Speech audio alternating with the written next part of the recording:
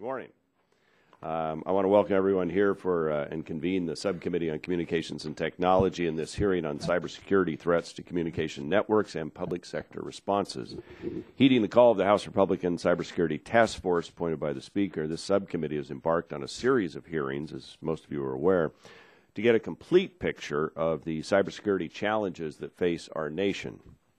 Today is the third of our hearings on this topic, and having already heard from witnesses in our previous hearings on the concerns of the private sector security firms helping to secure communications networks from cyber threats, as well as the network operators that must protect their networks while providing the broadband services that have become the fuel of our economy.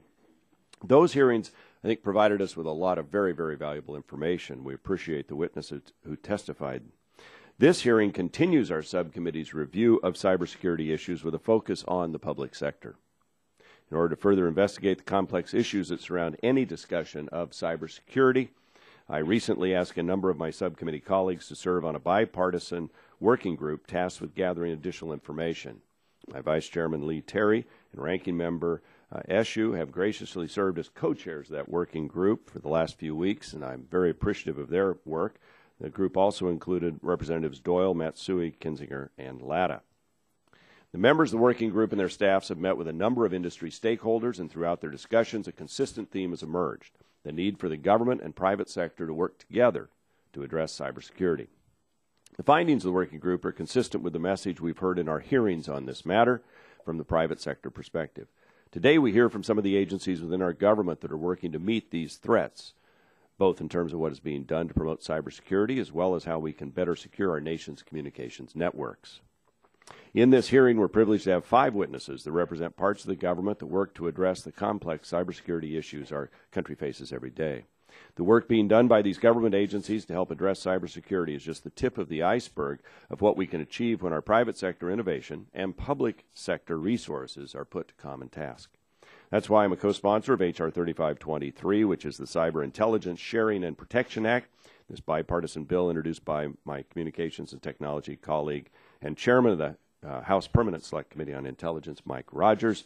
H.R. 3523 makes common sense changes to the way our government and private sector share cyber intelligence without compromising either the commercial broadband providers or the integrity of the intelligence community. Similarly, the good work being done by industry stakeholders at the FCC on the Communications Security, Reliability, and Interoperability Council, or CSRIC, to bring voluntary best practices to bear on the security of commercial networks is another example of the type of public-private cooperation that I think will achieve results without mandates. It looks very similar to the Australian model that received favorable reviews at one of our previous hearings. To remain nimble and effective, codes of conduct like these should remain voluntary and should involve all stakeholders in the Internet ecosystem, not just the ISPs. In addition to hearing from these agencies on the good work they're doing, I also expect to hear how you think we can improve the cooperation between the federal government and private industry as they work to combat cyber threats. Having heard from the private sector, today's public sector perspective will give the members of the subcommittee a more complete picture of the cybersecurity landscape.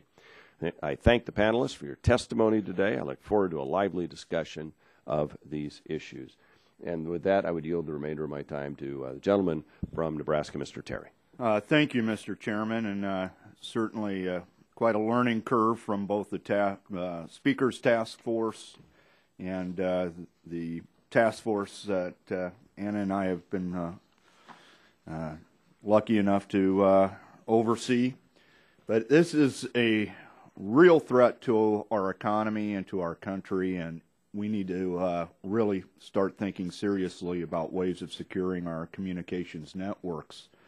And in that discussion, not only how, but who should be part of that process. And first I want to commend the Communications Security and Reliability Interoperability Council, or CSRIC, for its recent report outlining voluntary best practices that industry has agreed to implement, and ISPs engaging in the anti-bot code of conduct and domain name system best practices, as well as working to develop a framework to prevent IP route hijacking, is a great start to improving our overall health and safety of our nation's networks and limiting access for attacks. But I'm confident that this collaboration will continue to improve.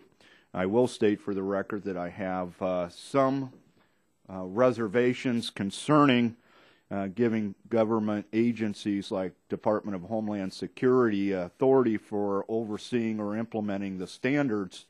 I think we need to focus on flexibility, and secondly, that department hasn't provided me the level of confidence that I'd want to turn over our cybersecurity to them. All we have to do is walk into our airports and visualize my lack of confidence in them. So at this point, I'll yield back, and anxious to hear from the witnesses.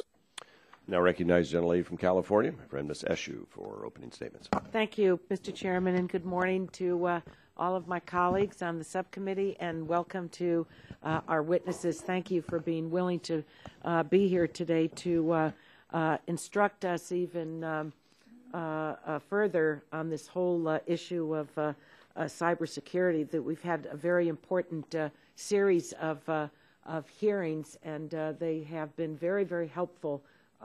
They've been outstanding hearings, and both sides of the aisle, I think, have agreed on that.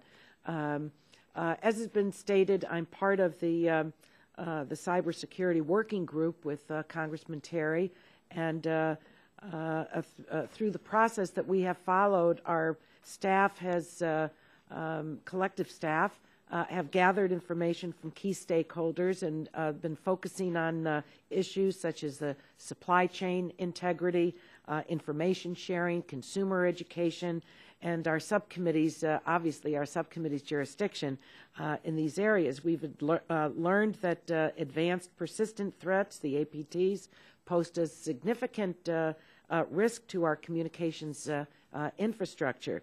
And these sophisticated threats are often either state-sponsored or pursued by criminal enterprises, and they have the potential to lead to significant theft or manipulation of data and other malicious activities. So we have our hands full, most frankly, about how to go at this.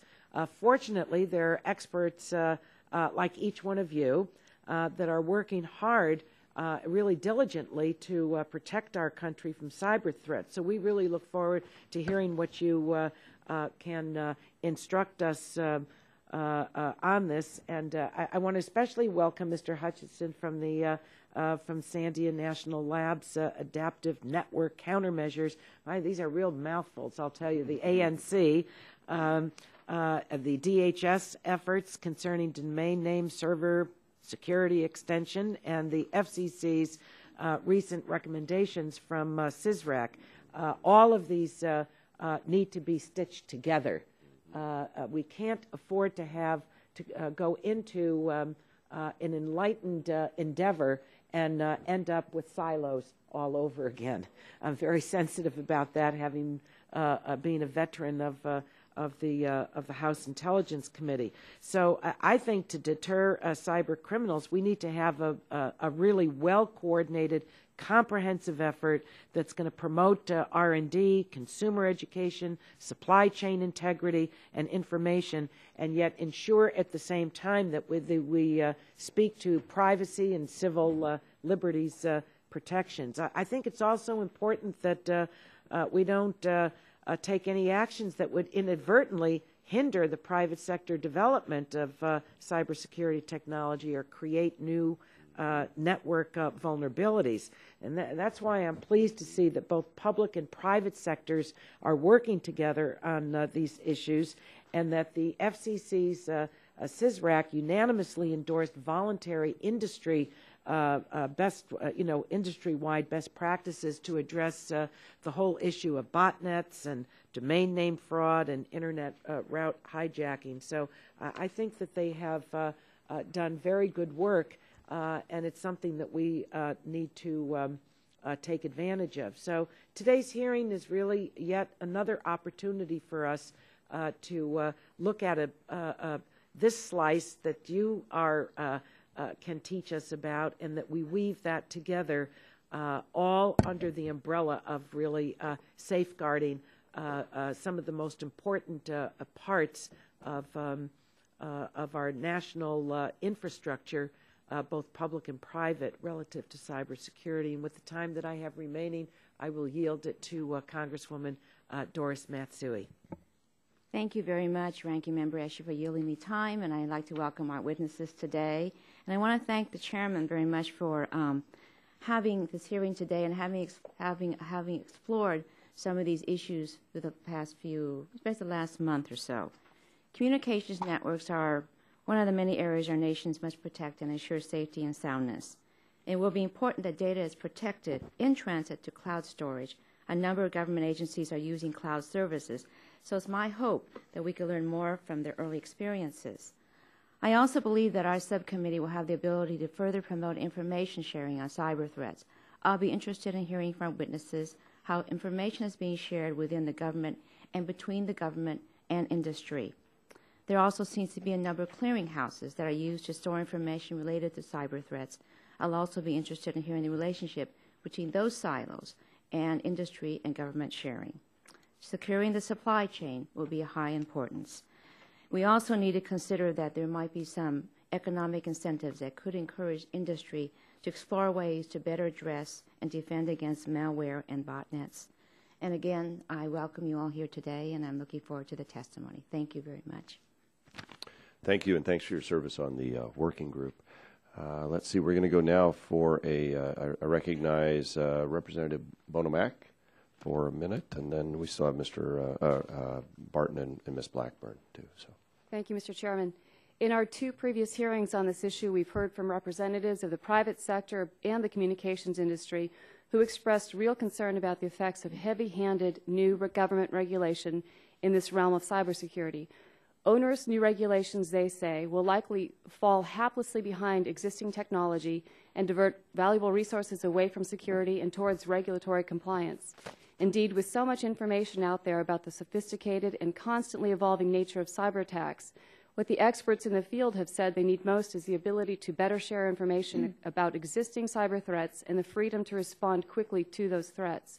Yesterday, Congresswoman Blackburn and I introduced the House companion to Senator John McCain's Secure IT Act, which first removes legal hurdles which prevent information sharing across the spectrum so that victims of cyber attacks can better work with each other to respond to cyber threats. I believe that this approach, which empowers security experts to proactively address threats rather than reactively respond to them, is the best path forward. I look forward to hearing from our witnesses today. I thank them for appearing before us, and I would like to yield back the balance of my time. and I would recognize the gentlelady from Tennessee for a minute. Thank you, Mr. Chairman, and I want to thank our witnesses for being here. You've heard us talk about the two previous hearings that we've done with industry, and of course what they've pointed out is that there is no cookie-cutter approach that we can follow as we deal with what are very dangerous issues. One of the things that also has come out is that the federal government needs to be leading by example. If we want to provide assurance that there is going to be a pattern of security, this is going to be important for us to do, to lead by example. Another thing that as we discuss this and how we're going to lead by example, I also want to hear about what you're doing to prioritize your R&D and how we're going to be able to work with the private sector in that vein. As Representative Bonomack mentioned, we introduced the Secure IT Act yesterday. This is going to focus on strong info sharing components, making certain that we're addressing that, some increased penalties for criminals, and priority and coordination of the federal research. So thank you all. Welcome. Yield back. I now recognize Mr. Stearns for a minute. Thank you, Mr. Chairman. Yesterday, Sean Henry, the FBI's top cyber cop, told the Wall Street Journal that the current public and private approach to fending off hackers is unsustainable, as computer criminals are simply too talented and defensive measures are too weak to stop them. He also expressed that companies need to make major changes in the way they use computer networks to avoid further damage to national security. And, Mr. Chairman, I ask that the Wall Street Journal, by unanimous consent, be part of the record. Without objection. Today's hearing focused on public sector responses to threats to communication networks. I'm interested to hear our witnesses' reaction to Mr. Henry's bleak outlook on our unsustainable model to cybersecurity, as he says, quote, unsustainable in that you never get ahead, never become secure, never have a reasonable expectation of privacy or security. As chairman of the Oversight Subcommittee investigation, I've held 3 cybersecurity hearings. Through these hearings and the ones held by our chairman today, I hope our committee can learn what we can do to make sure the good guys are winning again. Thank you, Mr. Chairman. I thank the gentleman from Florida, and I don't. Anybody else seeking recognition here? I know Mr. Barton had wanted time, but he's not here. If not, I recognize. Yeah, she's done. So now I'll go to you, Mr. Waxman. We'll return the balance of our time on this side, and I now recognize the Chairman Emeritus, Mr. Waxman. Thank you very much, Mr. Chairman, for holding this hearing on cybersecurity. It's important that we understand the government perspective. I'm especially interested to learn the steps government agencies are taking to advance cybersecurity and secure the supply chain. I also welcome our expert from Carnegie Mellon. The FCC, under the leadership of Chairman Janikowski and Admiral Barnett, has established a Communications Security, Reliability, and Interoperability Council, or CISRIC. And today we can learn about CISRIC's recent recommendations promoting cybersecurity, as well as what other agencies are doing to promote best practices in information sharing. Efforts like CISRIC can help lead to adoption of best practices and voluntary codes of conduct by Internet service providers, software companies, manufacturers, and security vendors. But we also need to address the question of accountability. For example, what if one company fails to be as diligent as others in following best practices, and as a result causes a cyber breach that rises to the level of a national concern? We need to explore whether reliance solely upon the private sector to ensure the security of communications networks across the country is sufficient, and what additional steps we might need to achieve enough accountability to best protect critical communications networks from cyber attacks. We are hearing from industry that they want statutory exemptions from privacy and antitrust laws in order to facilitate information sharing. I have an open mind as we consider these issues, but this should be a two-way street. If industry wants exemptions from consumer protection laws, we have a right to ask for accountability that companies actually end up sharing information important for our cybersecurity, do not abuse their privilege, and are held accountable. There is a stronger case to be made for enabling sharing between the federal government and private industry, but we need to balance information sharing with sufficient privacy and civil liberties protections. Further, we need to make sure that the federal agencies that engage in direct information sharing with the private sector are civilian agencies, not intelligence or defense agencies. I hope we will also discuss securing the communications supply chain. This is a growing potential threat, especially as we are now witnessing thousands of applications being loaded onto smart devices that connect to the public internet. We should examine the best ways to address this. I want to thank our panel of witnesses for their participation today, and I look forward to hearing your testimony. I yield back the time. Gentleman yields back the balance of his time. We'll now proceed with our witnesses. We thank you all for being here and look forward to your comments. We'll start with Ms. Fiona Alexander, Associate Administrator, Office of International Affairs, National Telecommunications and Information Administration, NTIA, U.S. Department of Commerce. That's a mouthful. We're delighted you're here today, and we look forward to hearing from you. And just as a heads up for everybody, these microphones you have to get pretty close to for people to hear, and make sure that it's lit when you, there you go. Okay.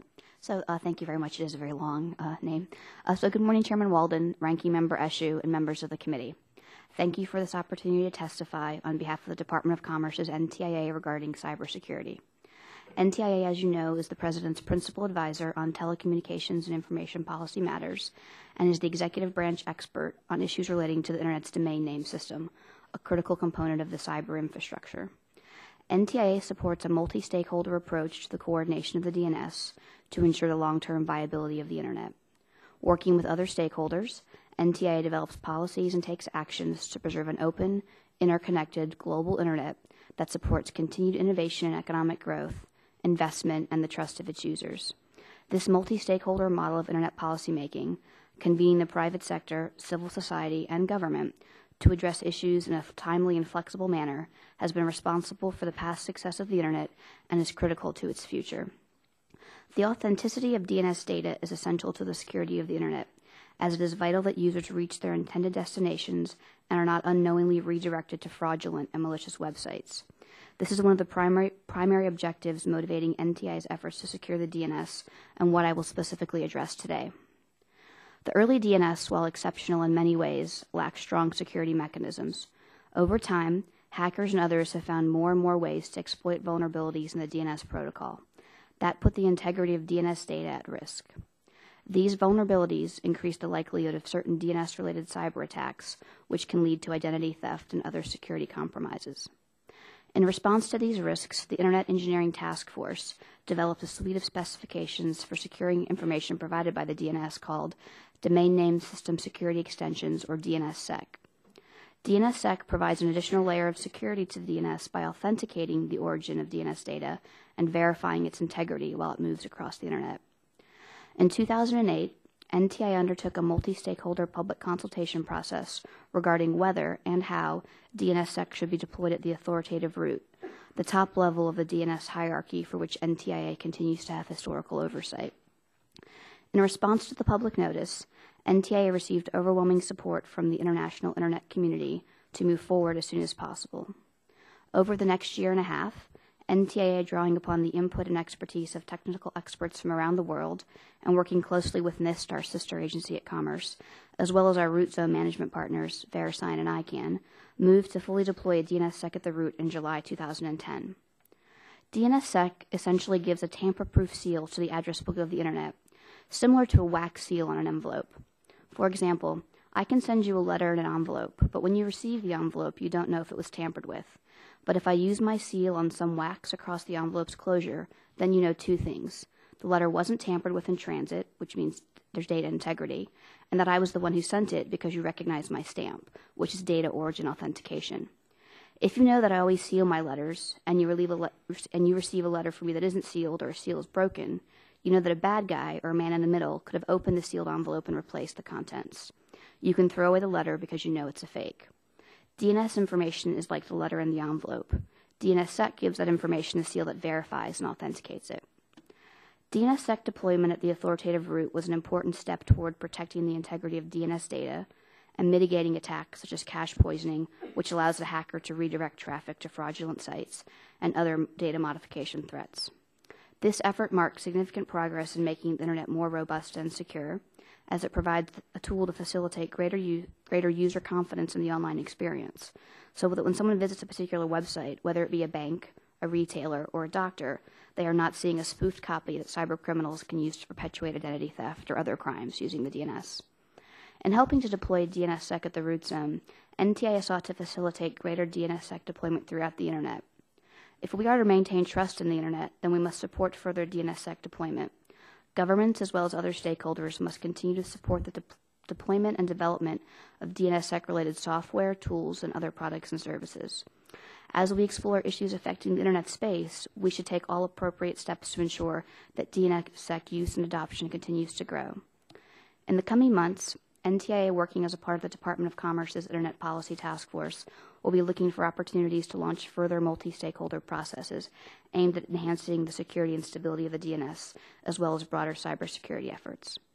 Thank you again for the opportunity to testify, and I'll be happy to answer any questions. Ms. Alexander, we appreciate your comments, and we look forward to the questions. Admiral, we're delighted to have you here today. Admiral James Barnett, Jr., retired Chief, Public Safety and Homeland Security Bureau, Federal Communications Commission, the FCC. Welcome, and we look forward to your comments. Thank you, Chairman Walden and Ranking Member Eshoo and all the distinguished members of the subcommittee. I really appreciate the opportunity to come and talk to you on this important topic of cybersecurity, and I'm particularly pleased to be able to testify with these experts and especially my colleagues from DHS and Commerce with whom we work very closely on cybersecurity matters. Cybersecurity threats are a real and present danger to our current economy and well-being. No one would tolerate the level of criminality, thievery, vandalism, or invasion of privacy that we experience today if it were done in the physical world, and we really can no longer afford to tolerate it in cyberspace. The approximately 40,000 autonomous systems or networks on which the Internet is built are largely commercial or privately owned. The commercial communication providers are therefore the first line of defense against cyber threats and always will be. Earlier this month, on March 7th, the subcommittee heard from cybersecurity experts in the communications industry about how hard they're working against those threats. Yet, if those efforts alone were sufficient to thwart cyber threats, I don't think we'd be here today. To be successful in battling cyber threats, we must work together, collectively, industry and the public sector. As the nation's expert agency on communications, we've always been concerned with the security and reliability of networks. The FCC has a long history of working on network reliability and security with the companies that operate the core of the Internet. We've constituted a Cybersecurity and Communications Reliability Division in the Public Safety and Homeland Security Bureau. These are our cyber experts who, among other duties, coordinate the work of our current federal advisory committee, the Communications Security, Reliability, and Interoperability Council, CSRIC, which you've mentioned before. CSRIC is now made up of over 50 industry leaders from the private sector and the federal government, including cyber experts from DHS and NIST, and a veritable all-star cast of Internet pioneers and world-class cybersecurity experts. They're working on the council and the working groups. And I'm pleased to report that last week, CSRIC approved voluntary, industry-based recommendations addressing 3 critical problems. These recommendations are not simply a set of reports that will adorn bookshelves. Numerous ISPs, including Comcast, Verizon, AT&T, Time Warner, Sprint, Cox, T-Mobile, Frontier, and CenturyLink, have already pledged to implement the CSRIC recommendations as they apply to their respective networks. This means that these new cybersecurity measures will soon be protecting a significant majority of American Internet users. First, CSRIC recommended that ISPs adopt a voluntary code of conduct to provide critical security to Internet users to fight botnets, which can steal personal information. We refer to it as the anti-bot code, a code that specifically addresses privacy of the end user. Second, CSRIC examined Internet route hijacking, which can occur due to the lack of verification between networks. Internet route hijacking can endanger valuable intellectual and private property and jeopardize our national security. In 2010, traffic to 15% of the world's Internet destinations was diverted through Chinese servers for approximately 18 minutes. CSRIC recommended that ISPs embark upon a path toward implementation of secure routing protocols, or secure BGP, to minimize route hijacking. This would include the establishment of a secure, authoritative database of Internet addresses, address blocks, to be used and checked by ISPs.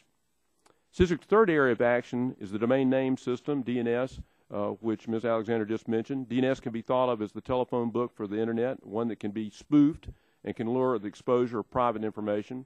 DNSSEC can correct this problem. It was designed with privacy in mind. CSRIC endorsed DNSSEC implementation by ISPs and industry-wide adoption of the standard to help prevent unsuspecting Internet users from being sent to fraudulent websites. These voluntary initiatives stand as an example to the world of how to promote cybersecurity while preserving the core characteristics of the Internet, which have fueled the broadband economy's growth and success. These efforts focus on ISPs, but they dovetail into broader cybersecurity efforts by NIST and DHS, which must address the larger information technology community.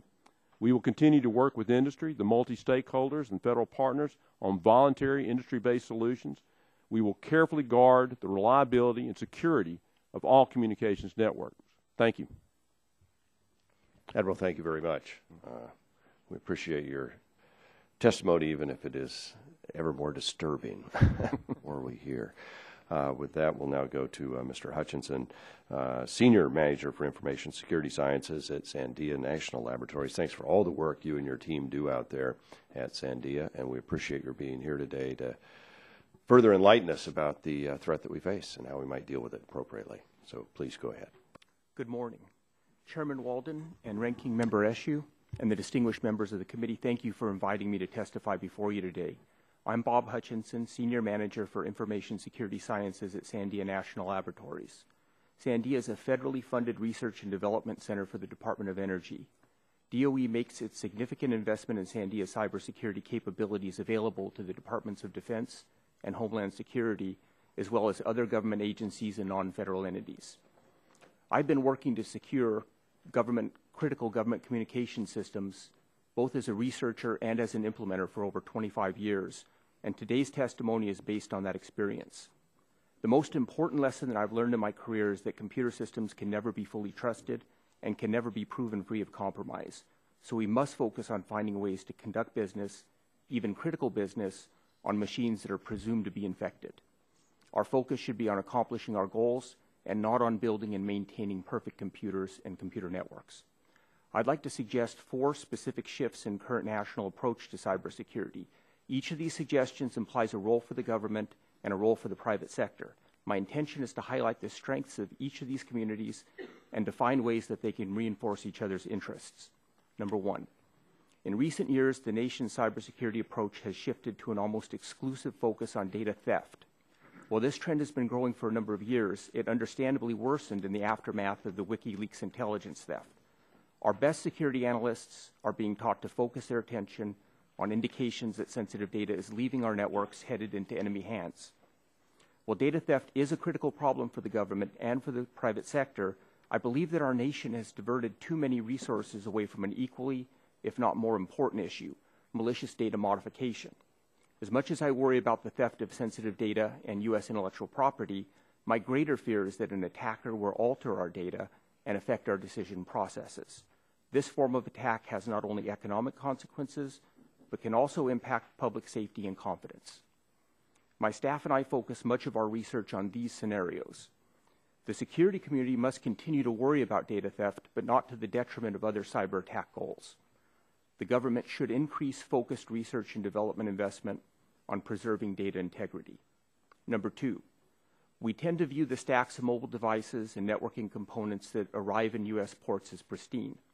When we discover a compromise, we strive to return these devices to their original settings. This is a fundamentally flawed security model.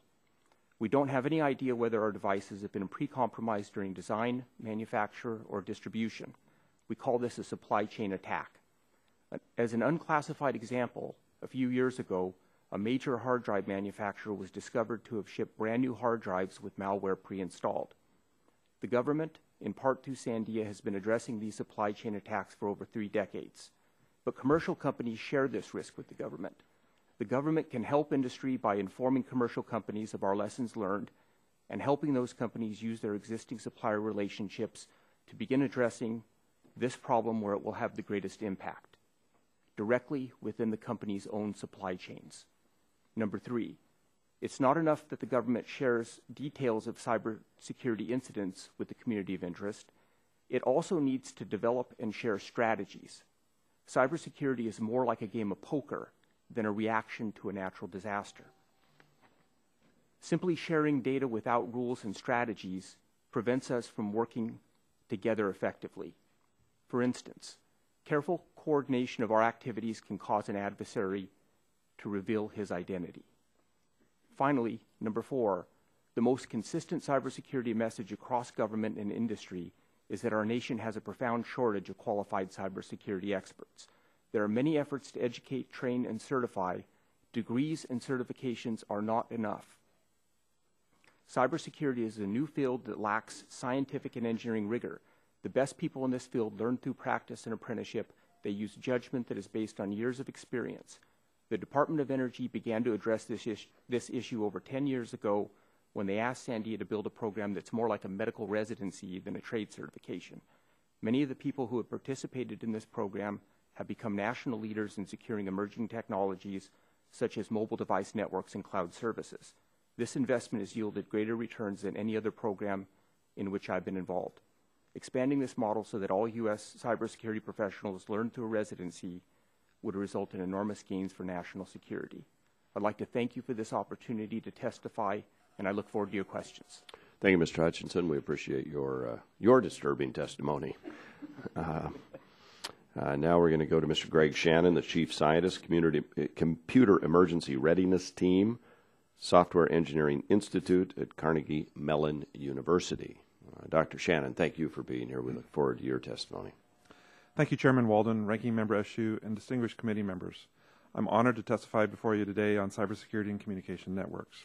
I'm the Chief Scientist for the CERT Cybersecurity Program at the Software Engineering Institute, which is a Department of Defense, FFRDC, operated by Carnegie Mellon University. CERT was created in 1988 by DARPA in response to the Morris worm incident, and now we are a national asset for cybersecurity with 250 staff tackling our nation's technical cybersecurity challenges. At CERT, we recognize the long-term challenges as we confront the threats, deliver pragmatic solutions, and consider the technical roles for the private and public sectors. We see two important policy opportunities with long-term benefits. First is to broadly promote the use of scientifically and operationally validated policies, best practices, technologies, standards, products, etc. Validated capabilities should trump unvalidated ones. Second is to actively enable controlled access to real high-fidelity operational data for research. Good results require good data as part of a long-term solution. Rigor and data are the foundations of many successful technical public-private partnerships such as National Centers for Disease Control, the National Highway Traffic Safety Administration, and the National Transportation Safety Board. Trusted public-private collaborations represent our mature adoption of technology and are an important step for cybersecurity to become a distinguishing capability for our nation. Understanding today's cyber threats to our communications networks is about more than war stories, anecdotes, and scare tactics. Adversaries can combine supply chain and operational vulnerabilities in hardware, software, data, and humans to create multitudes of attack strategies. Policy should address the root causes of our cyber threats and not just the immediate symptoms. Otherwise, our adversaries will merely use another combination of what we haven't yet explicitly blocked, which is a continuously losing battle for cybersecurity. For decades, the public sector, often in partnership with CERT, has addressed the technical symptoms and root causes of cybersecurity threats and attacks together. At CERT, we help millions of programmers write secure software to address the root cause of vulnerable software. We help agencies protect critical infrastructure operated by hundreds of private companies to address the challenges of responding to active attacks with potentially serious consequences.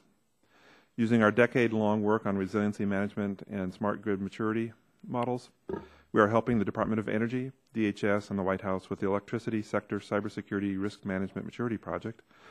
Such work will remove core vulnerabilities and decrease the impact of attacks. To better understand cybersecurity problems and solutions, the science of cybersecurity is now broadly endorsed and funded by key federal science and technology agencies, including the Department of Energy. Policymakers can assist the research community by explicitly requesting cybersecurity innovations and practices that are scientifically and operationally valid. Furthermore, policymakers can request data owners, public or private, and the research organizations who can diligently use the data to provide appropriate access to high-fidelity operational data. Only with such data can cybersecurity researchers learn leading attack indicators, identify underlying principles, and evaluate solutions.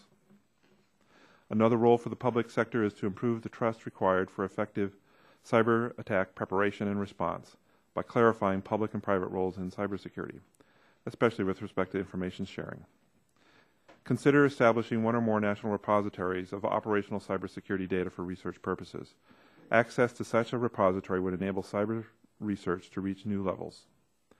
Sharing cyber data with strong privacy controls would engender research that can look more globally and more predictably at the problem, especially in the long term.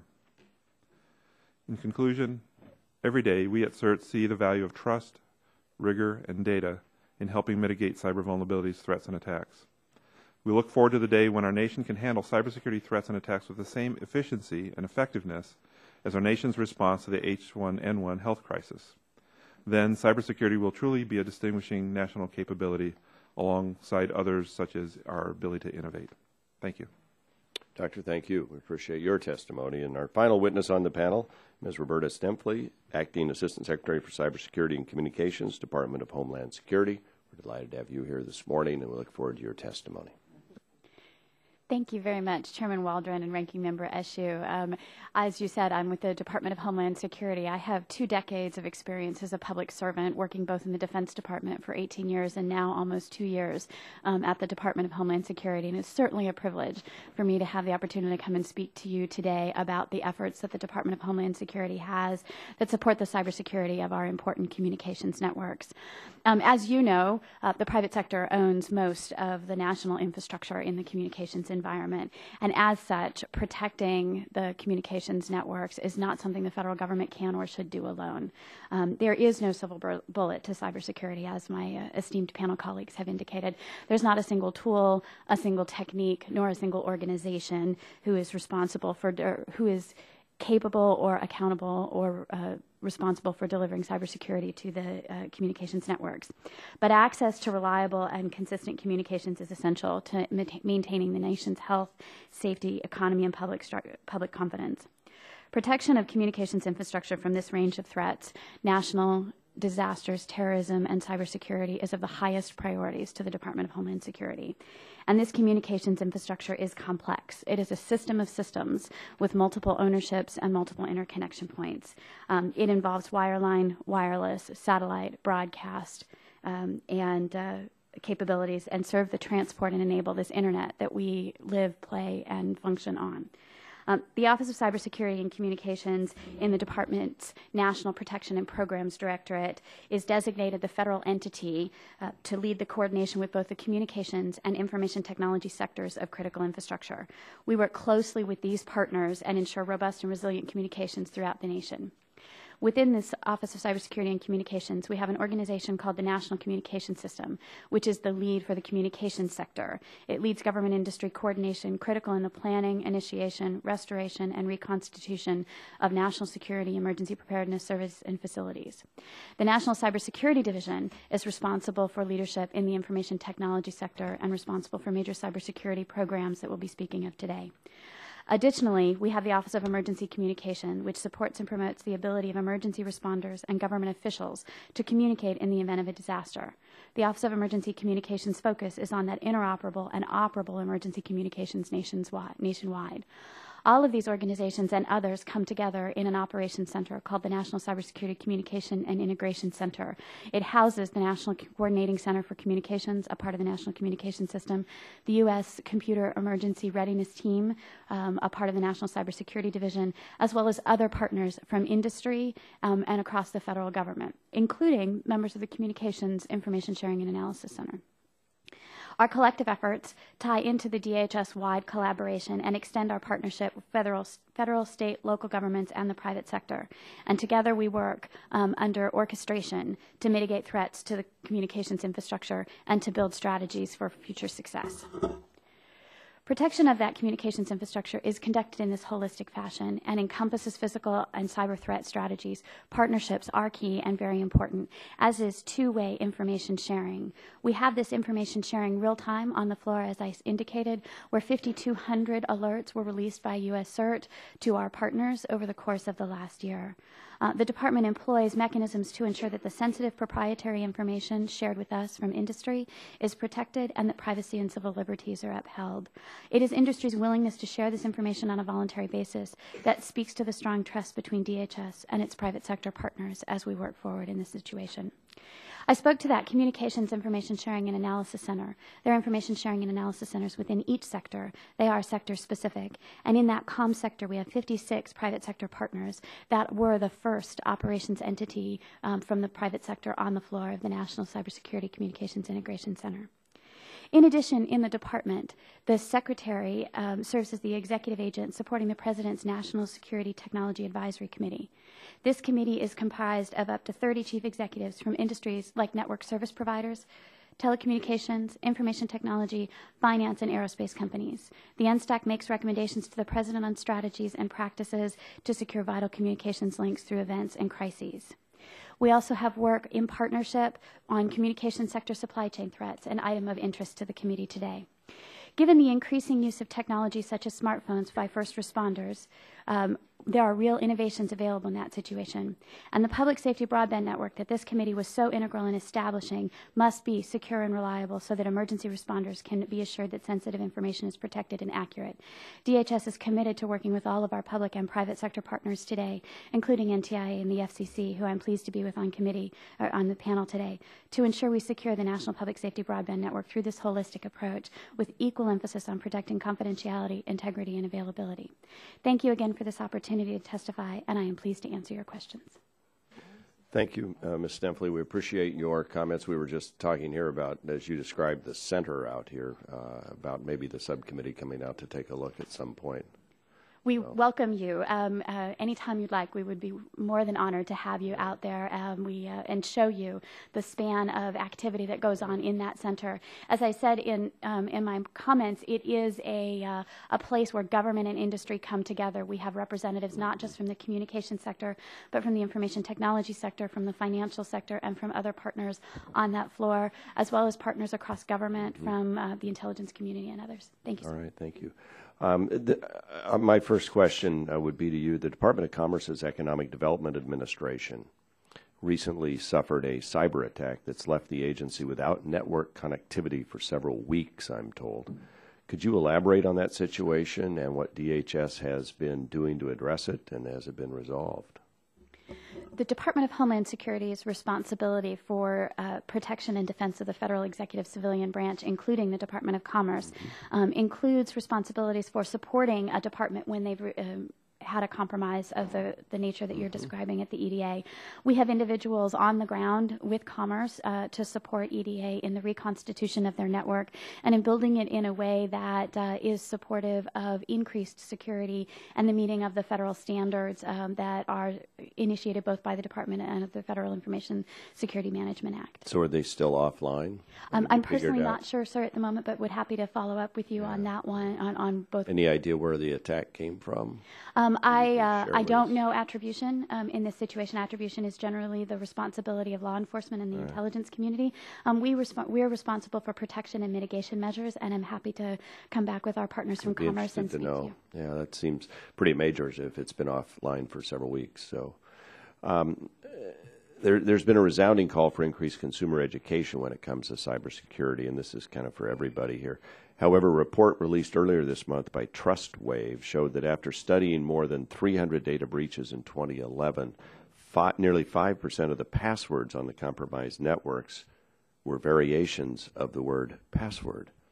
So if end users cannot even wrap our heads around not using the word password as a password, how can we as policymakers promote better understanding of a complex topic like route hijacking?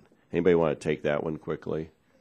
Yeah, at Carnegie Mellon University, there's a large number of researchers studying how to make security and privacy usable, and it is turning out to be very daunting.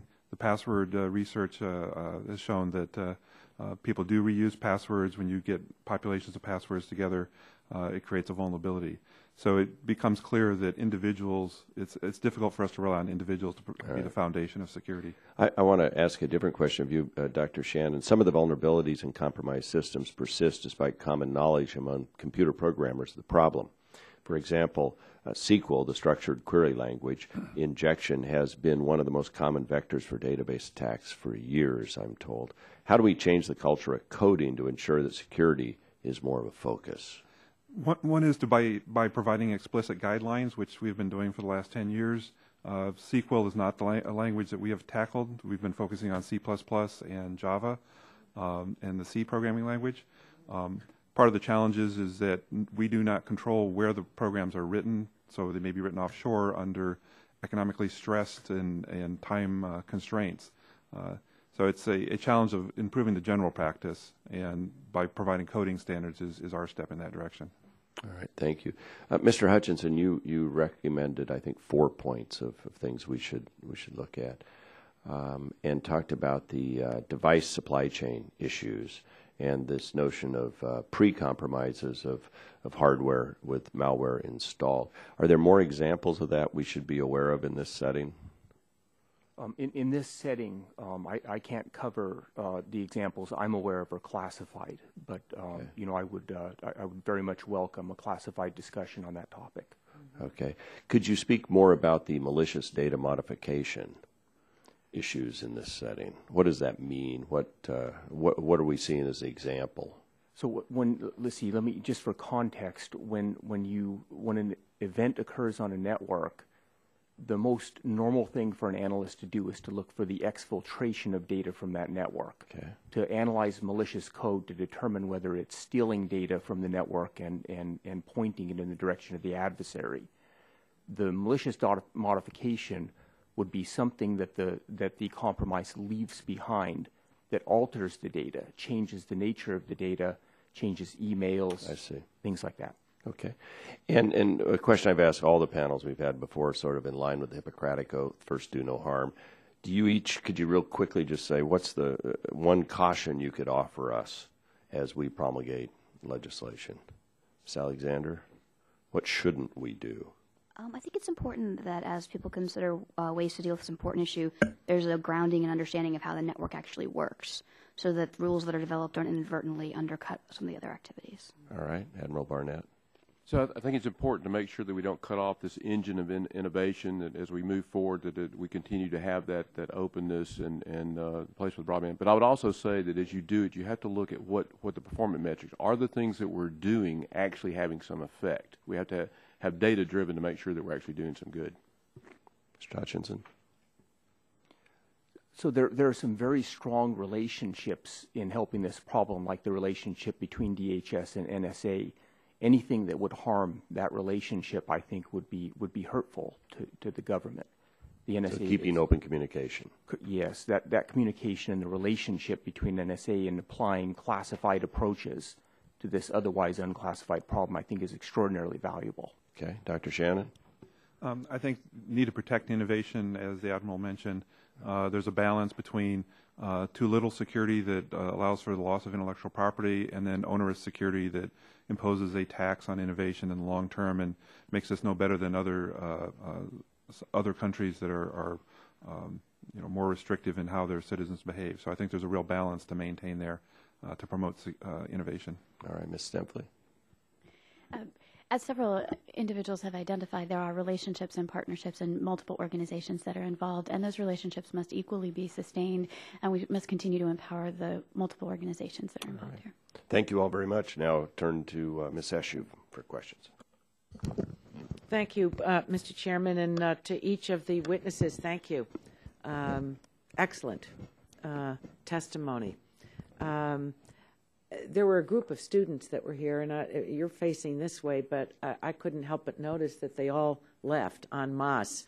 And I thought we've either scared the hell out of them or bored them. I don't know. But, I think that that might apply to us as well, because there are so many moving parts to this. I have a whole list of very specific questions, but I want to set those aside. I'll put them in writing to you, and I don't think we need to ask for unanimous consent. No, because we can do. You now have it. Members ask questions in writing of the witnesses. When we look at the whole issue of cybersecurity, it's my understanding that it's a 5% responsibility is in the public sector, in the government. 95% of this rests with the private sector. Now, CISRIC has come up with some recommendations, both the chairman and myself, and I think that other members have referenced it. Maybe some of you did in your testimony. But I want to ask you the following question. And I appreciate the rather deep dives that you've done on your specific area of expertise and what your observations are. But for each one of you, on the 5%, which is the government, what is the top recommendation that you would make to us that we need to take into consideration that will help remake the landscape into a very smart one to address the threats that come to us relative to cybersecurity in the government? Ms. Alexander? I don't have a lot of time. We've got like 3 minutes for, 2, 4, 5 of you. So. Sure, I'll be very quick. I think in addition to this idea of continuing innovation and voluntary codes of conduct, government's very powerful as a user. And so if government systems, and we can set examples and we can influence procurement patterns, I think that's one of the most powerful things that we can do as government. Excellent. Thank you very much. Admiral, thank you for your wonderful work. Thank you, ma'am. So I think continuing to seek voluntary and industry-based solutions is the bedrock, incentivizing that and looking for that. And then obviously, as almost every person mentioned to us in your openings, we really have to tackle supply chain. Thank you. So maintaining opt-in alternatives for industry to seek government's help and incentivizing those, I think, is critical. And the supply chain is an area that will become increasingly problematic. And I think we need to work hard with industry to take the government know-how. I would say trust is... Excuse me, I'm sorry, Dr. Shannon. Let me get back to you, Mr. Hutchinson. Are you suggesting that the practices from within on the public side is something that the private side can gain a great deal from? And Yes, not the this other is way the around? problem that the private side does not understand well, and the government understands very well. Yet the private side has the problem to the same degree that the government does. So this is a great opportunity for the government to inform. Thank you. Thank you. Dr. Shannon? Since the public is the hands that carries, as you mentioned, carries out most of the activity, it's the public sector's opportunity is to promote trust. And that's really one of the distinguishing capabilities of our society. And as Jim Lewis has talked in other venues, it's something that distinguishes us from how our adversaries may approach things. So promoting trust, I think, is the real opportunity on the government side. Thank you. Thank you very much. Continue refinement in statute of the authorities of the government in this situation. What? As a continue refinement in statute of authorities of organizations such as the Department of Homeland Security. What does that mean? Excuse me. What does it mean? So what that means, ma'am, is what you find in the department is that our authorities are spread across multiple statutes and multiple directives, and it is a bit of a patchwork landscape for us and provides great... well, that's the story of DHS. Yes, ma'am, and so we find that if we refine that we refine that relative to statute, that will put some clarity in terms of this and enable stronger information sharing and information sharing in action. Let me ask you something about this. It sounds to me like a mini NSA with what you have, this center. Do you deal with things after the fact, and then you can advise federal agencies about how a cyber threat has affected them, or do you defend the workings of agencies so that they don't experience it? I'm not so sure what this group does, but we'd like to come out and see it. But can you answer that for us? I'm trying to picture it and what you do. So I certainly can, ma'am. We provide prevention information and standards for federal executive civilian branches to follow that are about raising the security of their branch. So items they must do in order to meet the standard. And then we provide response actions when something goes wrong, as well as detection and prevention activities at the boundary. Well, I'm over my time, and I thank all of you for your not only the work you do, but making that come alive here as in your testimony. Thank you. Thank you. We'll now turn to Mr. Terry, the Vice Chair of the Subcommittee, for questions. Thank you, Mr. Chairman, and to follow up on both of the sets of questions, Admiral Barnett, I want to commend you. Admirable job on CISRIC. And could you just briefly go over what the main principles, the 5 main principles that are outlined by CISRIC? And I might say there are 3 major things that came forward. I'm very pleased to have with me Jeff Goldthorpe, who is our Associate Bureau Chief for Cybersecurity, who really led and put together this incredible team. So the first one was the Anti-Bot Code of Conduct for ISPs. All these address ISPs. They're all voluntary, industry-based. And basically the 5 tenets under the anti-bot thing is education of the public so they understand what the problems are, and that obviously goes to prevention, detection when they are infected, providing notice to them that their computer's infected, because most of the time they don't realize that their computer's infected, and then giving them some tools or some resources in order to get their computer clean, and then collaboration to make sure that that information is spread across other ISPs so that we're fighting all this together.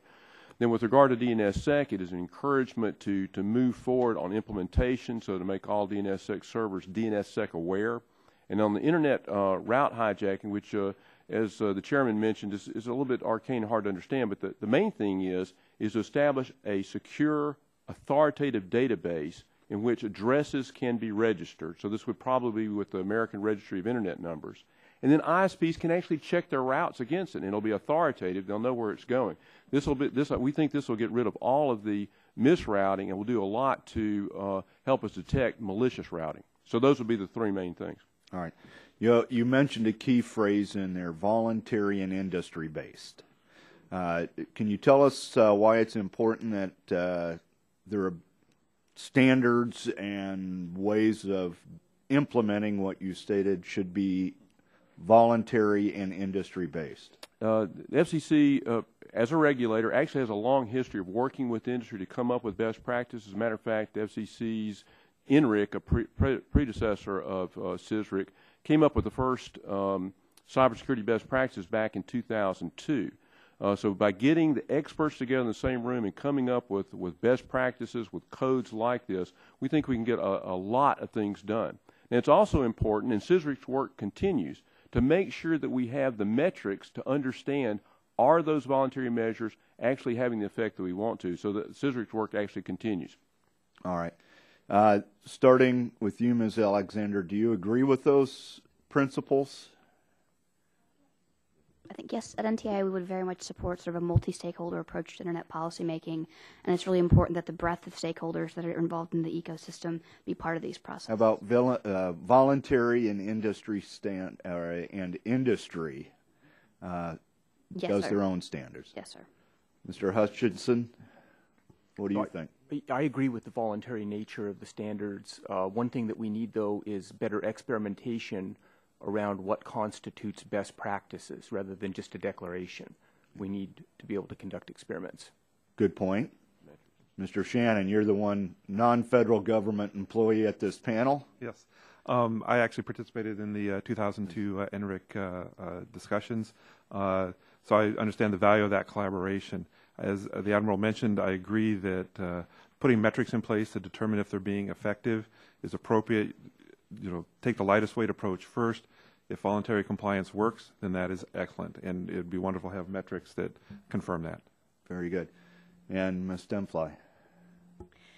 Thank you, sir. I believe that the innovations that industry provides and the best practices they provide are incredibly useful and very vital in our success in this environment, and bringing them together in a voluntary nature is very important as we go forward. With the metrics associated with both their effectiveness and their use, I think is the place where we need to make There's sure. There's some effort by some senators and members that state that Homeland Security should be the one developing with industry the standards for cybersecurity in the private sector. Do you agree with that? I believe that Homeland Security's responsibilities are building standards across critical infrastructure and working with the sector experts in each sector for standards for cybersecurity. How would you develop those standards? We would develop and how them. would you enforce them? By rule? What happens? I'm sorry, I didn't hear you. Would that include developing rules then? I believe that we need to bring industry together in order to determine within each sector what's important, and then identify where we need to put in place best practice and rules or other mechanisms for assurance of compliance with best practices. All right. I would respectfully state that I disagree, and I think, frankly, putting an agency in charge of developing rules, even with collaboration, is dooming that industry. Yield back. Gentleman yields back his time. Now recognize the gentlelady from California, Ms. Matsui. Thank you, Mr. Chairman. An integral part of how the government is asking agencies to reform their IT purchasing involves greater use of the cloud. As the government's chief information officer has said, last year agencies successfully migrated 40 services to the cloud and were able to eliminate more than 50 legacy systems in order to save taxpayer dollars while expanding capabilities. I have a question for Admiral Barnett, Ms. Alexander, and Ms. Stemfly. Some of the government agencies here today are using cloud services. What can you share with us from your early experiences with regard to cyber protections and threats? Ms. Alexander? I'm actually not the department's expert on cloud issues, but I'd be happy to make sure we get you an answer for the record. Admiral Barnett? Thank you, ma'am. So cloud services, my former colleague at FCC Steve Van Rokel, has highlighted how valuable cloud services can be.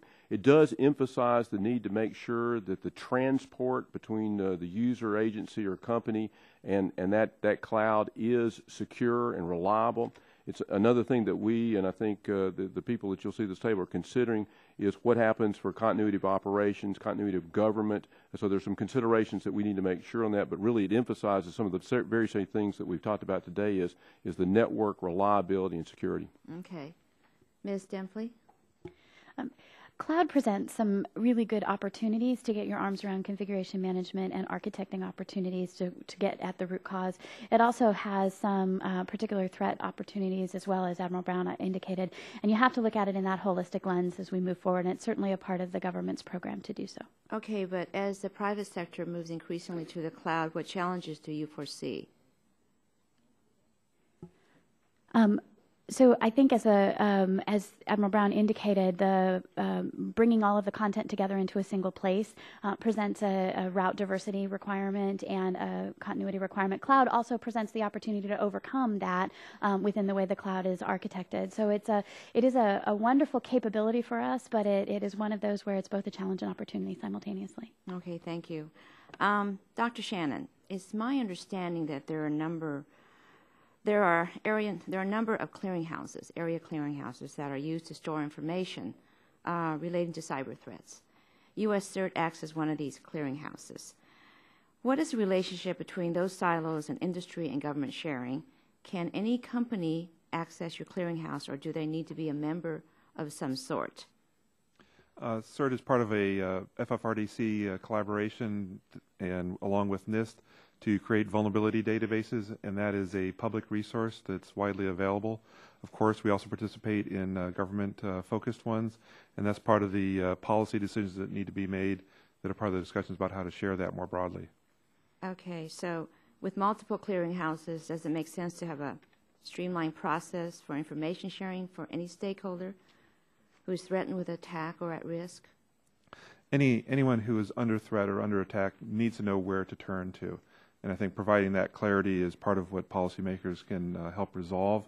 There's been times when CERT has served that purpose, U.S. CERT has served that purpose, and as Ms. Demphley indicated, there is confusion. Okay. Admiral Barnett, I'm pleased to hear you already have commitments from major ISPs to implement CISRIC recommendations. How do we ensure that smaller companies with likely much fewer resources have the ability and incentives to do the same? It's a great question, ma'am. One of the things I think you'll see is that these things are going to start becoming the industry standard. We've given a lot of flexibility for companies and how they implement them and over what time. Hopefully they can do them along with their just normal business processes. Working with the American Cable Association on maybe the smaller systems to figure out what are the best ways. And one of the major things is, as I mentioned, CISRIC work continues. The next things that we set them on is what are the barriers to implementation? How do we get over those? So these same great experts are going to come back together and start working on those very things. So there's a concerted effort to reach out to some of the smaller Yes, ma'am. ones. Okay, that's great. Good. Let me see. Dr.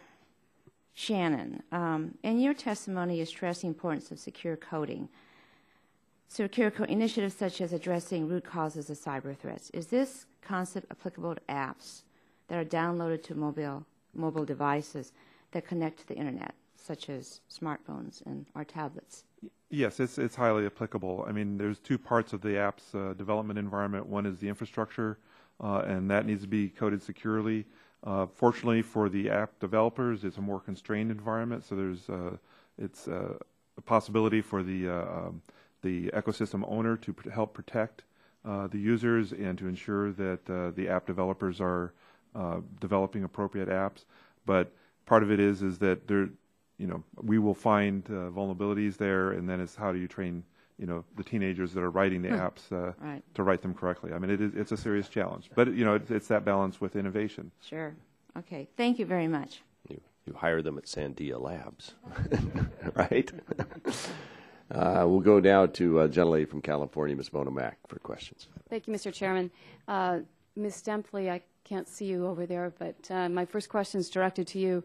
Since Congress created the Chemical Facility Anti-Terrorism Standards, or what we call CFATS, program in 2007, there have been ongoing problems with the way DHS has managed the program. These problems include DHS improperly tiering 600 chemical facilities, wasteful spending, and the inability of DHS to properly train the workforce responsible for carrying out the chemical security program. Hundreds of millions have been spent on CFATS. We find ourselves with a program that has been mismanaged, wasted taxpayer dollars, and no assurance that our chemical facilities are in fact secure. Can you tell me, with these significant problems in the instance of CFATS, how you could possibly ensure to this committee that DHS will not manage cybersecurity? Thank you very much for the opportunity to address that. The differences between chemical facilities and information technology and communication are fairly profound in that situation. And so as we work as a department of experts brought together and engage in these discussions with industry about what are the basic standards that are necessary, we envision building those basic standards in that scenario, and then learning lessons across the department from areas where we have worked through issues. We want to ensure that we don't make the same mistakes a second time. Oh, with all due respect, I didn't really hear an answer in your answer, but I would say to you that perhaps there are differences between chemical facilities and cybersecurity, yet I think from the American people's point of view, it's the bureaucracies, and I think you've rattled off quite a list of acronyms. But I don't know that my constituents would feel safer by the list of acronyms that you have used. In fact, to me, did I mishear you? But the example of the EDA's website or network being down for weeks, when you were asked the question by the chairman, what do you do and that you are responsible for prevention and mitigation, is that not an example, though, of a failure of all of these bureaucracies to, in fact, work together well? The example presented by the chairman, ma'am, with Commerce is an example where we in the department and the Department of Commerce have joint action that must be taken. So in that scenario, the Department of Commerce has the responsibility for the management and security of their systems in building them and in operating them, following the standards set by the Department of Homeland Security. Thank you. To Admiral Barnett. I agree that the federal government should be involved in our country's cybersecurity efforts, absolutely, but that they should be enhancing cooperation and they should be the facilitator, not a regulator. Can you elaborate a little bit on your thoughts on the value of a cooperative relationship with the private sector versus a regulatory one? Yes, ma'am. So certainly the CISRIC actions last week are an example of that, but there are many, many others. CISRIC also addresses cooperation in the telecommunications industry on next generation 911, on our emergency alerting, and as Dr. Shannon mentioned, we've done this for years and years. I think it's helpful when you have the regulator who's the expert in the United States to be involved with this, to be able to sit down with industry. Just like the experts that I mentioned that I brought with me today, we have experts in other areas like the ones I've mentioned in Next Generation 911, to be able to sit down with the industry to pull them together. And quite frankly, that's one of the reasons that we were able to pull together these experts to come up with voluntary and industry-based solutions. Thank you. I think my biggest concern is recognizing how quickly the cyber world moves, and the bad guys are by nature one step ahead of the good guys. So the question really is, with all of the regulatory hurdles potentially, how do we really keep pace with the threat? Yes, ma'am. So recognizing that the large majority of telecommunications and cybersecurity are in private hands, there's a couple of things to that. They are the first line of defense.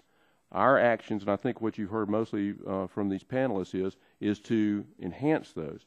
But we also have to recognize something else.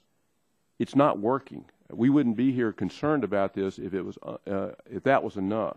And so, as Dr. Shannon mentioned, we have to have metrics to make sure that the voluntary methods that we're employing work. And then beyond that, to look at whatever else. Hopefully, there would be other things that we could do. So information sharing is one thing.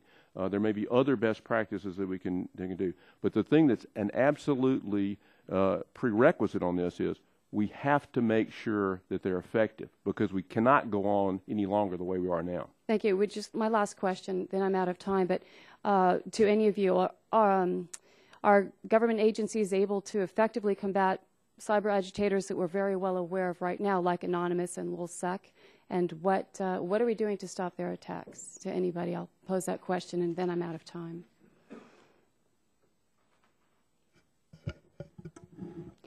So government departments and agencies every day are working to defend against threats, as you indicated, both in terms of Anonymous and LulzSec. And in the instance where they have been unsuccessful, we work in partnership to help them overcome the impacts of those attacks in that situation through a layered defense strategy, which includes things like the Einstein program and things like the establishment of standards through the federal network security programs. I would say just briefly, I would encourage you to talk to the law enforcement community. I think they've been doing a very effective job given some of the recent arrests in that area. All right. Well, thank you, Mr. Chairman, for the time, and I yield back. Generally yields back, and Admiral Barnett, we agree with you on the accountability and matrix and all that. In fact, we have a bill we just passed across the House floor yesterday related to your agency on the same matters. Ms. Matsui for 5 minutes. Oh, I'm sorry, wait a minute. Mr. Dingle for 5 minutes. Thank you, Mr. Chairman. I hope you're not still smarting from yesterday's handling of that legislation. Good morning. This first question will be to all witnesses, yes or no. Ladies and gentlemen, industry witnesses told this subcommittee on March 7, 2012 that the federal government would facilitate better inter-industry and public-private information sharing. Do you agree with that opinion? Yes or no, starting with Ms. Alexander. Yes. Admiral? Yes, information sharing can be a government role. Just yes or no, because we have limited time. Yes. Ma'am? Yes. Good. Again, to all witnesses, yes or no. Senator Lieberman's Cybersecurity Bill S-20105 requires the Secretary of Homeland Security to promulgate risk-based cybersecurity performance requirements for owners of critical infrastructure. Do you believe the promulgation of such requirements is wise? Yes or no? Yes. Admiral? They don't have a nod button. You got to say yes. Oh, yes. Sorry. Or no. Next witness. Yes. No comment. Next. Yes. Thank you. Now, this is to all witnesses. Similarly, do you believe promulgation of such performance requirements would stifle innovation and harm industry's ability to protect consumers from cyber threats? Yes or no? Ms. Alexander? No. Admiral? No. Next witness? Yes. Next witness? It's a risk. Next witness? No. All right. Now, Admiral Barnett, you mentioned in your testimony the Communications Security, Reliability, Interoperability Council, that's CSRIC, recommendations about preventing domain name spoofing, root hijacking, and botnet attacks. These recommendations are voluntary, are they not? Yes, sir. Now again, Admiral, how many Internet service providers, ISPs, have adopted CSRIC's recommendation? There have been 9 Internet service providers that have pledged to implement those recommendations. Out of how many? Well, there are literally thousands, I guess, when you start talking about the cable, small cable operators, and we're working with the various associations. What you're telling me is you have a penetration of 9 out of thousands. Well, we've got a penetration that will cover 80% of American Internet users right from the beginning, and we will continue to go toward 100%. Of course, if you've got, they could shut down your banking industry, they could shut down your electrical utility industry, your handling of your net. They could shut down the natural gas pipeline system in this country, refineries, auto companies, God alone knows what else they could shut down with that kind of opportunity available. That's why we're going to continue to work for 100%. When will you hit 100%? Do you have any idea? No, we don't at this particular point, but I felt pretty good about getting 80% commitment from the beginning. And we're going to continue to work on the barriers to implementation so that we can get even the smaller Internet service providers as soon as possible. All right, now to all witnesses, similarly, can and should CSRIC's recommendations be adopted by the FCC or other federal agencies and thereby be made mandatory? Please answer yes or no, but I would very much appreciate a written submission explaining your comment. Starting with you, Ms. Alexander. No. Admiral? No, sir. Next witness? No. Only when there's supporting data. Next witness? No, sir. Thank you, and please submit to that to us. I'm sorry to do that to you, but the time here is rather limited. Ms. Alexander, your testimony focused largely on domain name security extensions. As you know, the Internet Corporation for Assigned Names and Numbers, ICON, has signaled its intention to increase by manyfold the number of generic top-level domain names. Is NTIA concerned that such expansion may complicate efforts to deploy DNSSEC as well as compromise DNSSEC's future effectiveness? Yes or no? No, sir. It's a requirement for all new TLDs. Would you submit an appropriate further response on that matter? Absolutely. Now, other witnesses, do any of you, starting with you, Admiral, care to comment on Ms. Alexander's comments? No, sir. Thank you. Next witness? No comment. Next witness?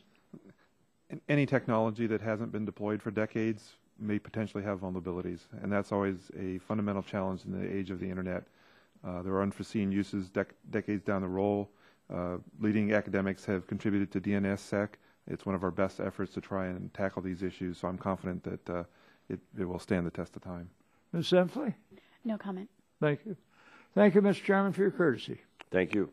We'll now go to Ms. Blackburn for 5 minutes for questions.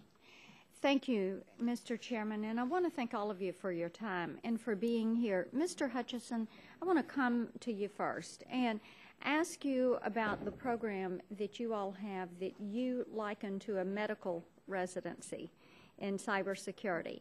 So what I'd like to know is how that is structured. If you could give us a little bit more detail. Is it public-private partnership?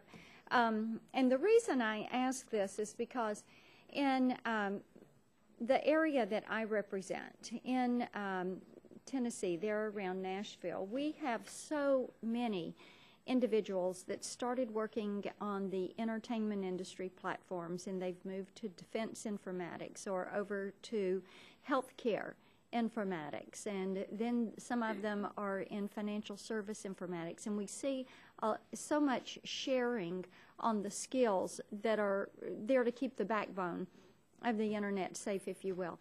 And I think it's fascinating that you all have done something, but as we talk about having a trained workforce who's able to handle this, it sounds like a good idea, and I'd love a little detail if you're able to share that. Yes, thank you for that question. What we realized is that technology is nowhere near ready to protect our networks, that it really requires people, and it requires creative people who can adapt to lacks of technology and tools. When we built this program, we focused on bringing the participants together in a common environment to carefully pair those individuals and team them with mentors and to create... Let me stop right there. How do you select individuals for this program? How do you pick them out and select them? Okay, so in the early days, we selected them through a application and resume and interview process. Today, there's a lot of referrals. Okay. So we get referrals from people who understand this program. And so we place them in this environment. They work together on teams. They work on actual national security problems. They learn security through that experience. They learn all the balances and the gives and takes and what makes cybersecurity particularly difficult. And as they build these projects out and make these trade-offs, they just gain the type of instinct that a medical student must also gain in a residency program. Okay. That sounds great. Now, any of the graduates of your program, if you will, and I use that just as a term to kind of look at those that have come through, how many have come through the program? So I can provide an exact number for the record, but okay. It's about 300. Okay. That sounds wonderful. have any of them been helpful going forward in identifying risk or threats to the system, or maybe writing programs that help to foil any of the threats? What kind of participation and results are you seeing? So the people who have been through this program are distributed to industry. They are in government service. They work for national labs and other FFRDCs. And there are many cases where they have developed tools that were able to identify a particular breach of a network, or to develop algorithms that can provide things like directions toward attribution and criminal investigation, digital forensics capability. There's a long list of achievements that these individuals So you're seeing solid results. Solid results from these individuals. It sounds great. This is something I would like to hear from each of you, and I only have 1 minute left. As I mentioned earlier, we are working on cybersecurity legislation, and the question that always comes up is, how narrow do you make it, or how broad do you make it? And I've appreciated hearing your testimonies today. So how narrowly or broadly should federal legislation define what can or cannot be shared between governments and private entities, and should there be specific requirements on PII about innocent consumers being taken out of data packets before it can be shared with any other government agencies?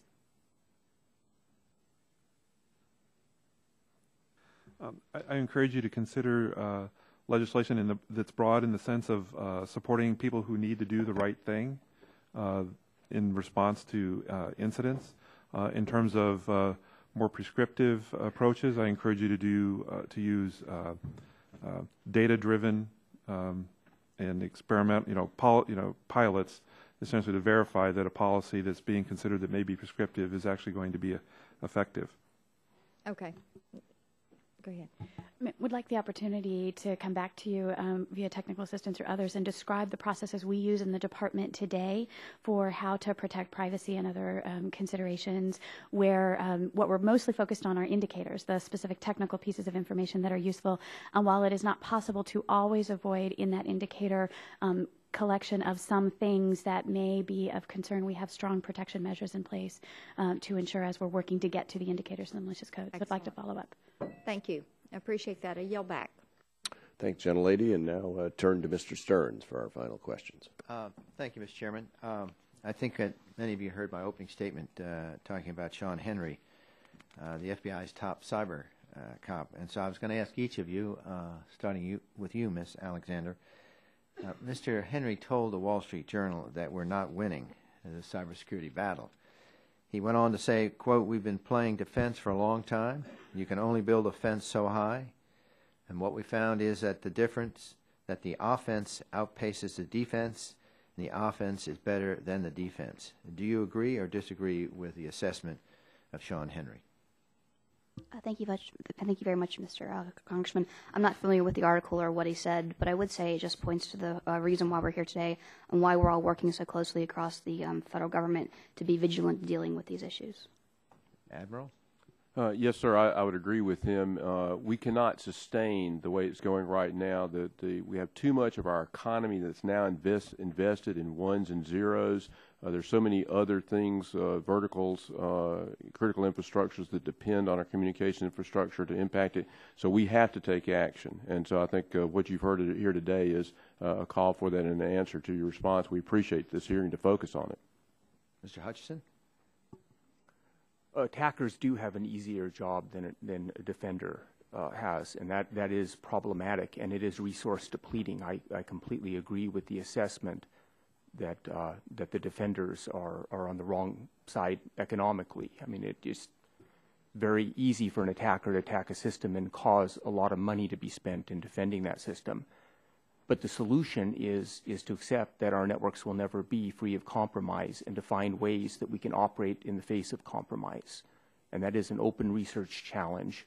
There's certain progress in that direction, and I would encourage additional support for those forms of research objectives. Dr. Shannon? It's a dramatic article. I have not read it. It's certainly the sort of articles that we've seen for many decades in the area of cybersecurity. They just tend to get more press these days.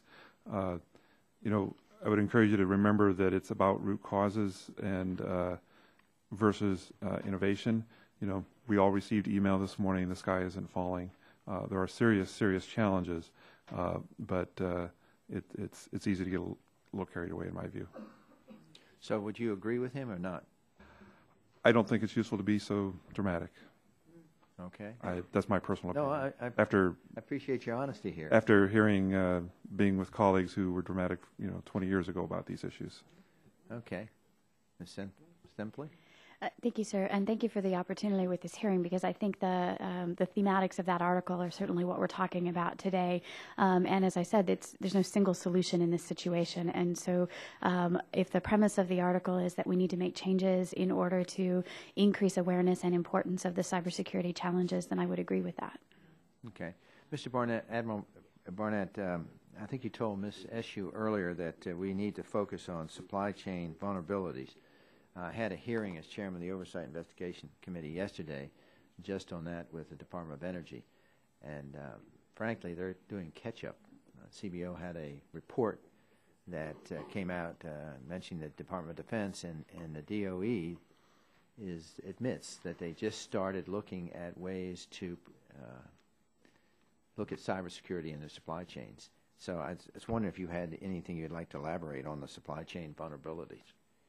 Well, at the FCC, we've been looking at this for the 2 years that I've been there, and I know we've been working with other governmental partners on this. One of the things that's apparent as we look across the authorities, for whatever else you can say about it, is the authorities we have right now were not designed to address the supply chain challenges we have right now, so additional work needs to continue. There are a couple of approaches that I hear going on. One is a kind of a transactional approach. One I think I'm intending to favor better right now is a supply chain risk management, where it's a tiered approach, and the most critical elements of our communications network are provided the most protection, and that allows a little bit more flexibility as you go down to the other tiers. There are a lot of tools that are available to us that may include various supply chain standards, but the government needs to work together on this to pull it together, and we can't start soon enough. Mr. Hutchinson, according to your president and director, Paul Homart, Sandia National Laboratory has been attacked up to 30,000 times per hour. Do some of these attacks get through your safety net? Does Sandia National Laboratories currently have supply chain checks in place with equipment that you buy? Okay, the attacks that Lab Director Homart is referring to are not supply chain attacks per se, but just operational attacks against our cyber networks, and they're measured that way because we have successfully identified that as an attack and stopped it before it affected our systems. Mm-hmm. And that said, we have instances where we detect compromises that occurred on our systems, and we investigate and address those as we discover them. And yes, we do have very careful supply chain processes that we follow, because our prime mission of building weapons has been a victim, or has been a target, not a victim, a target of supply chain attacks for many years. So we have developed our engineering and science capabilities to address those issues. Thank you, Mr. Chairman.